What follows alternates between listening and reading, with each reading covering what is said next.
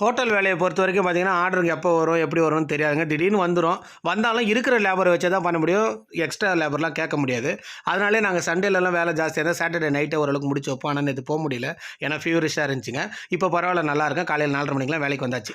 வந்த உடனே இப்போ பார்த்தீங்கன்னா, சைட் டிஷ் ரெடி பண்ணிட்டோங்க. கத்திரிக்காய் தால்ச்சா இதை ரெடி பண்ணி வச்சுட்டோம். ஒரு 7, 7:30 மணி இருக்கும். மசாலாலாம் வதக்கிட்டோங்க. மட்டன் வெந்துட்டுருக்கு. சிக்கன் வர்றதுக்காக வெயிட்டிங்க. 3 முறை ஃபோன் அடிச்சுட்டேன். அது அனுப்பிச்சிட்டேன்னு சொல்லிக்கிட்டே இருக்காங்க. இன்னும் வரல. மொத்தம் 4 செட்டிங் மசாலா பிரித்து வச்சுட்டோம். 7:40 தாங்க சிக்கன் வந்துச்சு. சிக்கன் கழுவுற வரைக்கும் வெயிட் பண்ணிகிட்ருக்கோம். சிக்கன் நல்லா கழுவுன பின்னாடி தண்ணி வடினுங்க. தண்ணி வடிஞ்ச பின்னாடி மசாலா போட்டிங்கன்னா என்ன ஆகுனா சீக்கிரமாக சிக்கனில் அந்த கலர் பிடிக்கும்.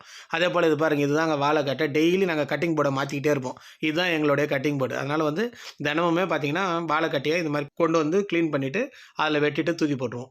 அப்படி பண்ணும்போது என்னென்னா நைஃப் வந்து ஷார்ப்னஸ் வந்து குறையவே குறையாதுங்க. நல்லாவும் இருக்கும். பிளாஸ்டிக் யூஸ் பண்ணுறத விட இது யூஸ் பண்ணுறது ரொம்ப பெட்டருங்கிறனால இது யூஸ் பண்ணுறோம். இன்னொரு முக்கியமான டிப் என்னென்னு பார்த்தீங்கன்னா, ரைஸை கொட்டிட்டிங்கன்னா அடியில் போட்டு கிண்டக்கூடாதுங்க. இந்த மாதிரி நான் இப்போ காமிச்சேன் பார்த்தீங்களா, போட்டில் துடுப்பு போடுற மாதிரி போடணும். அப்போ தான் ரைஸ் இந்த மாதிரி வந்து உடையாமல் அழகாக வரும். நீங்கள் நிறைய பேர் கரண்டியை போட்டு கீழே குத்திடுறீங்களா, அதனாலே உடஞ்சி போயிடும். இப்போ வந்து 9:45 மணி ஆகுது. நம்ம ஆல்மோஸ்ட் 4 சட்டியும் பிரியாணி போட்டு முடிச்சிட்டோம். இப்போ 10 மணிலேருந்து பேக் பண்ணால் 11 மணிக்கு ஒரு 50 பிரியாணியும், 11:30க்கு ஒரு 70 பிரியாணியும் பார்சல் கொடுக்கணுங்க. அதுக்கப்புறம் கடை வியாபாரமும் பார்க்கணும். அதனால தான் இப்போ ஆரம்பிச்சோம்னா தான் ஒரு 1 மணிக்குள்ளே பிஸ்னஸை முடிக்க முடியுங்க. நிறைய பேர் பிரியாணி ட்ரைனிங்க்கு நம்பரை போடுங்க ஸ்க்ரீன்லன்னு சொல்கிறீங்க. வேணுங்கிறவங்க கமெண்ட்டில் கேளுங்க, நான் உங்களுக்கு நம்பர் தரேன். ட்ரைனிங் வேணுங்கிறவங்க வந்து எடுத்துக்கலாம்.